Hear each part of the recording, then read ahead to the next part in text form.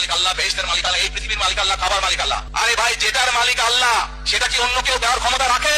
রাখে না। তাহলে কি দাঁড়ালো? তোদের সমাজকে শান্ত রাখার জন্য জিয়া রহমান কি করেছেন? এখন খালেদা জিয়া কি করেছেন? তোমরা নয়, বরং শহীদ জিয়া দল বলেই ব্যস্ত যেতে পারে। আমরা ধানের শীষে ভোট দিলে আমরা জান্নাত পাবো, এটা আমরা বলতে পারি। জান্নাত উচ্চারণ করে